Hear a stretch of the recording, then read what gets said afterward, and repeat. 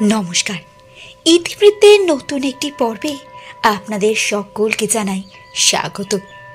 দোলযাত্রার রেশ গায়ে মেখেই আজ পালিত হচ্ছে পঞ্চম দোল। কিন্তু পঞ্চম দোল আসলে কি জানেন? আসুন ইতিবৃত্তের আজকের পর্বে জানি সেই কাহিনী। দোলযাত্রার ঠিক 5 দিন পর অর্থাৎ দোলের পরের পঞ্চমী তিথিতে অনুষ্ঠিত হয় এই পঞ্চম দোল উৎসব।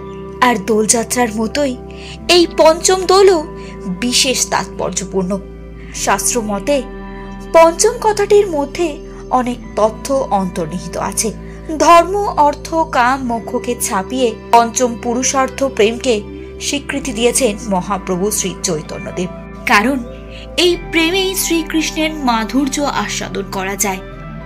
দক্ষিণ ভারত ভ্রমণে গিয়ে গোদাবরী নদীর তীরে পার্শ্বদ রায় রামানন্দের সহিত কথোপকথনের মাধ্যমে মহাপ্রভু এই সিদ্ধান্তে উপনীত হন যে ভক্তভেদে রতি ভেদ পঞ্চ পরকার, শাস্ত্ররতি, দাস্যরতি, সখ্যরতি আর বাৎসল্যরতি, মধুর রতি এ পঞ্চবিভেদ, রতিভেদে কৃষ্ণ ভক্তি রস পঞ্চভেদ। শান্ত, দাস্য, সখ্য, বাৎসল্য ও মধুর রস নাম কৃষ্ণ ভক্তি রসের মধ্যে এ পঞ্চপ্রধান।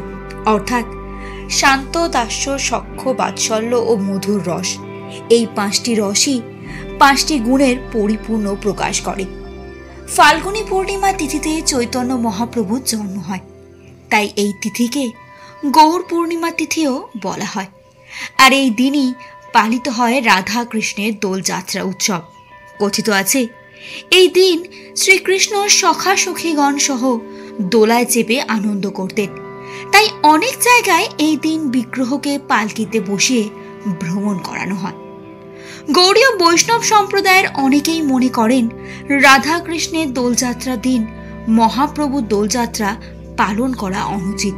তাই এই পঞ্চম দোলের দিন মহাপ্রভুর দোলযাত্রা পালন করা হয়। জানা যায় পঞ্চমীর ভোরে চাঁচর পুড়িয়ে সূচনা হয় এই উৎসবের।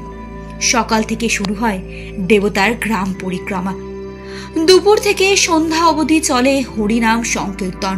সন্ধ্যায় পালা গানের সমাপ্তির পর শুরু হয় আবির খেলা। আর পরদিন অর্থাৎ ষষ্ঠীর দিন সকালে অনেক জায়গায় অন্নকূট ও ধুলট উৎসব দিয়ে সমাপ্তি ঘটে এই পঞ্চম দোল উৎসবে। এই ছিল আমাদের আজকের কাহিনী। কাহিনীটি ভালো লাগলে লাইক এবং শেয়ার করে দেবেন। আর এই জাতীয় নিত্য নতুন কাহিনী জানতে অবশ্যই আমাদের চ্যানেল ইতিবৃত্তকে সাবস্ক্রাইব করে সঙ্গে থাকবেন। নমস্কার।